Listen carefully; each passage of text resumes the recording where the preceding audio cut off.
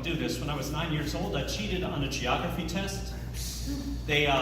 It was about the state capitals. I knew I didn't know the answers, so I had a crib sheet. I put it right between my legs, because my fear of failure was greater than what I knew to be true in my heart, the honorable way of doing things. And then when I was 12 years old, I was walking home from the bus stop, a walk I'd made thousands of times before, but this time Mrs. Bussey, who had lived next to me my whole life, was sitting on her front stoop with all of her worldly possessions in front of her, sobbing. And I knew that the right thing to do in that moment is to ask her if she's okay, to offer assistance, but my fear of saying the wrong thing or engaging in an uncomfortable conversation was greater. So I just went into my house and I shut the door on her tears.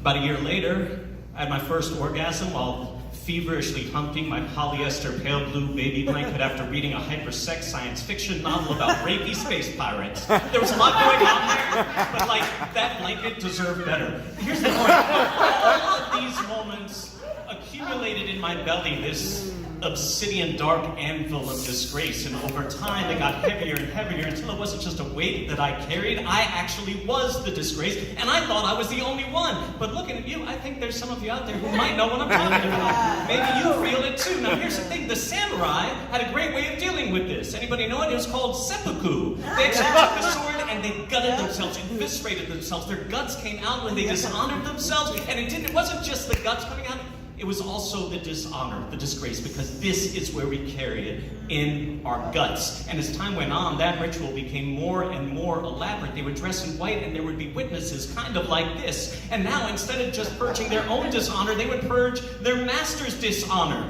They would people would do horrible things and say, hey, samurai, I fucked up. Samurai would go, okay, and gut themselves. It was a vicarious atonement. And that makes me think of this guy I met in Modesto about 10 years ago. We were at the bar and he said he was an evangelical Christian, and I said, oh shit, I'm gonna get evangelized. But he didn't talk about that. Instead, he talked about eBay and how eBay was a bunch of bastards because they were making it hard to do his job, which was selling potpourri. Now, I thought potpourri were those disgusting lavender sachets at like the B&B. No, it's synthetic weed, which at the time, I don't know if you remember this, it was actually making people chew each other's faces off. And I got confused. I asked him, Jesus is your Lord and Savior, right? And he goes, yeah. And you do this horrible, objectively horrible thing. And he goes, yeah. I'm like, how, what?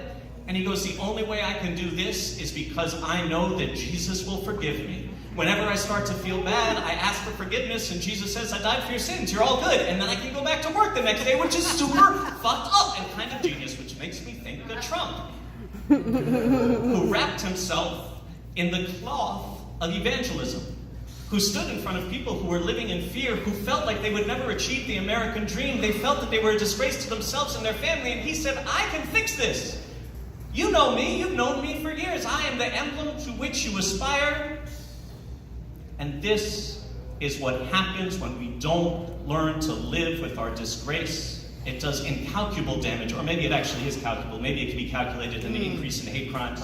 Maybe it can be calculated in the number of justices who will be serving for decades. Maybe it can be calculated in the climate that's projected to raise over 2 degrees centigrade in our lifetimes. It is calculable, and it's not inevitable.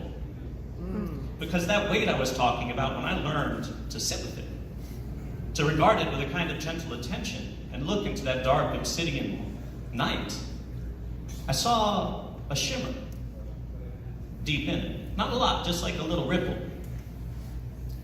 And that was enough, because that let me know that there was possibility for something else, that this thing was movable. And when you've lived in a world without possibility, when you've lived in a world that you feel is true, then even the possibility of possibility is a blessing.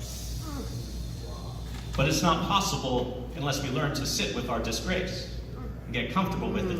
And in the old ways, this is what I'm told, in the old ways, the way to welcome something in was to offer it a blessing. So, in the couple of minutes I have remaining, I'd love to offer a blessing to disgrace. Is that okay? Good. I have no plan B, so I fucking hope so. All right. So, blessing to disgrace. When the discomfort of disgrace, inner or outer, becomes too much, may you find comfort and grace in the company of others. When truth is drowned out by the weight of your past and the stories it tells you, may you remember that you are not your past and you are the author of your story. When the voice of fear tells you not to look within, that you might find a monster at your core, then may the gentle light of courage beckon you onwards to your center, and there may you find the inspiration to sit with yourself, your real self, the self that exists in the liminal spaces between dis and grace. And in that space, may the gentle power of your attention dissolve the hard, calcified knots of narrative, peeling layers away so that disgrace becomes merely distance from grace. And that distance dissolves at the speed of imagination, leaving you surrounded by the light of grace that lies at the root of all things. And may others witness you in that place of light and connection and find the courage to join you. And may nations witness that collective light and have the courage to join. And may that grace reach to the bowels of the earth untouched by the samurai's sword and the light of the stars, so that all things may benefit. And from the seeds of our collective disgrace, may a new tree grow, a tree that arches over all of us, a living, breathing reminder of the possibility of possibility that only becomes possible at the moment when all seems lost in a swirling sea of disgrace. Thank you. Amen.